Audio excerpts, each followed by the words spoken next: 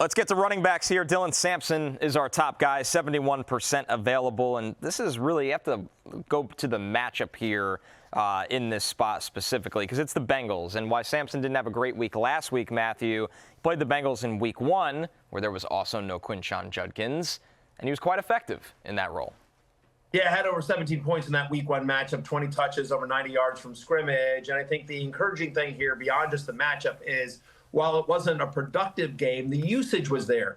His first game back last week with the Browns, he led the backfield of Cleveland with 14 touches. He had a 13% target share. And so, you know, there'll be some other guys here. You see some Raheem Sanders mixed in as well. But for me, Dylan Sampson is the lead running back in a great matchup. Bengals give up 166 yards from scrimmage to opposing backfields, almost 30 fantasy points per game. It's going to be a lot different sledding for Dylan Sampson this week against the Bengals than last week against the Steelers. So, again, I think he's 15 touches in a great matchup. He'd be my number 1 running back if I had to pick up someone and was playing in Week 18. Audric Estime, 89% available. Jay, what matters here is 79% snap rate in Week 17.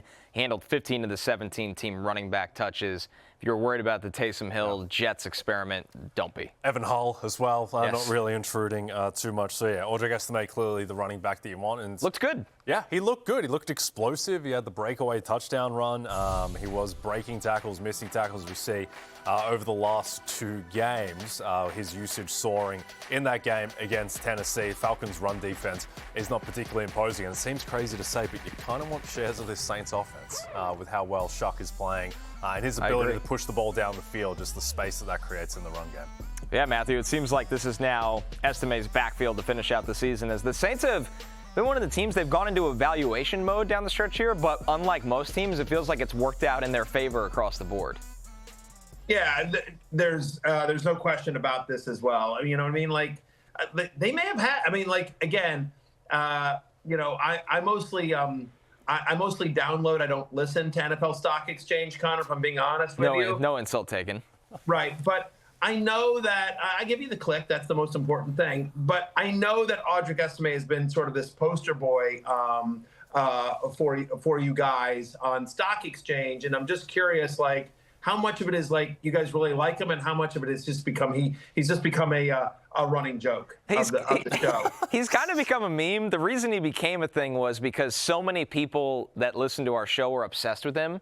So we ran the joke that he was going to end up going 3 overall when we were kind of just like middle of the pack on Audric Estime. But it's taken on a life of its own where one of our listeners, shout out to Brady Lamb, sent us a signed photograph of Audric Estime at Notre Dame. So you can't always decide your brand and fate, Matthew. We're just the Audric Estime boys now. You don't get to choose your heroes. Sometimes they choose you. So if it's Audric Estime, so be it. Thank God he's turning the corner in his second situation. That is factually correct. Sometimes you don't choose your heroes. Sometimes they do choose you. And that is the case of Malik Davis of the Dallas Cowboys. We don't know right now whether Javonte Williams is going to come back. Remember, he gets banged up. Got banged up 2 weeks ago. Came back and played last week. Got banged up again in that game on Christmas Day. But after Javonte left the game, Malik Davis played 61% of the snaps. He got 65% of the team's running back rushes attempt. Now, it was against my Commanders, not the toughest sledding, but neither are the Giants. New York allows the 4th most fantasy points to opposing running backs. Running backs that face the Giants this year are averaging a league-high 5.6 yards per carry. Just because Ashton Jenkins and the fire dumpster disaster of the Raiders offense they put out there last week couldn't do anything against them. Yes, I'm still bitter. Doesn't mean that Malik Davis can't be productive here. It feels like, Connor, when I watch him, like there's a burst there. There's a little bit of a wiggle, and I believe Javonte Williams is on a 1-year deal. It wouldn't surprise me. I'm not saying this is likely. I would never say anything's likely when you're talking about Jerry Jones. You don't want to try to predict that. But I would not be shocked, I'll just say, I think it's within the range of outcomes that they let Javonte Williams go or somebody signs him to a bigger deal somewhere else, and they go into the season with Malik Davis as their number 1 running back next year. I feel like he's shown enough, shades of Rico Dowdle a couple of years ago when they let Zeke go, that you're like, you know what, actually, this guy could be a lead running back in the NFL if he gets the run.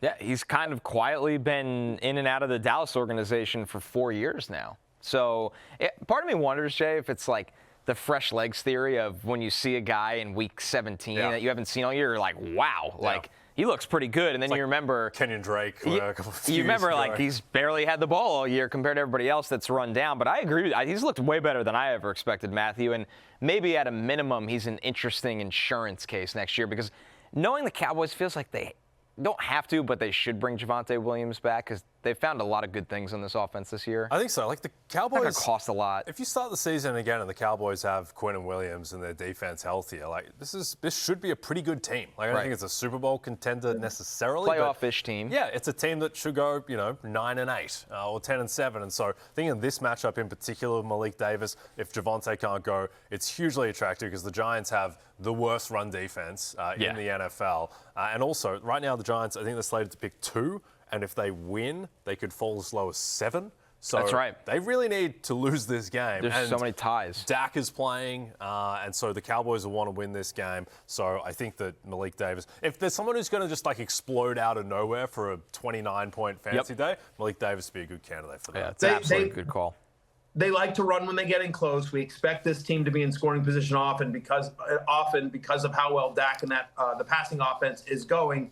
And the last thing I'll say is that for all the talk about Jackson Smith and Jigba being the fantasy MVP, Drake May, I think, is in that conversation in terms of where guys went in their drafts, Matthew Stafford compared to ADP and production.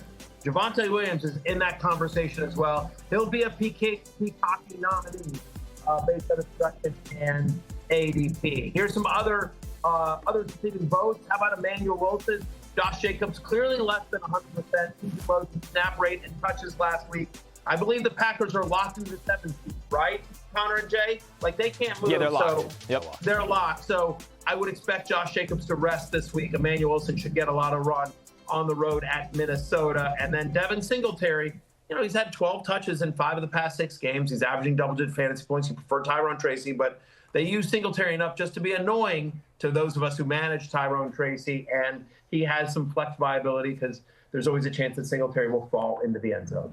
Hey, it's Matthew Berry from NBCSports.com and RotoWorld.com, and I want to thank you so much for watching whatever it is you just watched, or if nothing else, being too lazy to click out of the autoplay after this video started, after whatever it is you actually wanted to watch finished. But now that you're here, I'd like to take a moment here to ask you respectfully now, okay? I'm asking you respectfully to subscribe to the NFL on NBC YouTube channel. You'll get the latest Roto-World fantasy news headlines, all sorts of great shows, including my own Fantasy Football Happy Hour. So go subscribe now. Again, I'm asking respectfully.